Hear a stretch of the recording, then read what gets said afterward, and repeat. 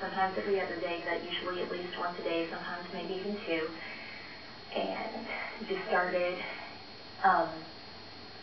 asking me if I needed counseling for my divorce.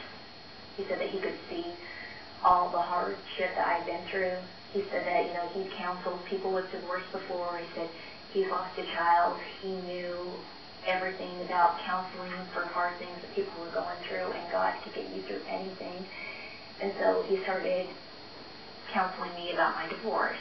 And I don't mean to interrupt you, but so for the first period of time, did y'all have counseling sessions over the phone, or were you asking for advice, or was he offering advice? Yes.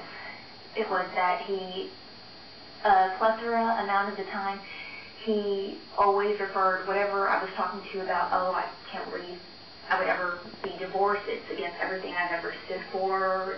That's not what I grew up believing. I grew up thinking that you just didn't do a divorce if you were a Christian.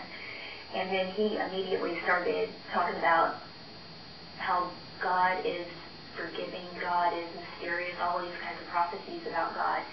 Then he would always daily go into his horror story about his daughter Cassidy, who had passed away, and started talking about how it was a daily grueling thing to have to go through, talking about he understands the pain that I've been through because he was with pain going through that, and that his wife was so depressed and was a horrible mother, was a horrible wife, that she didn't take care of the girls, and it was because he claimed she was so depressed because of her child who had passed away.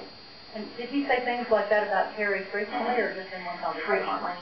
It was an everyday thing. He always talked about the Cassidy story. Always. There's not a conversation that went by that he did not talk about that, and talked about, oh, how depressed his wife was because of it, and that she couldn't get out of bed. She put on a face when she had to go to school, but then she was absolutely horrific at night when she had to go home. She locked herself in the room, wouldn't take care of the girls, that he had to do everything. All right, so he kind of made himself out to be Mr. Mom. Definitely.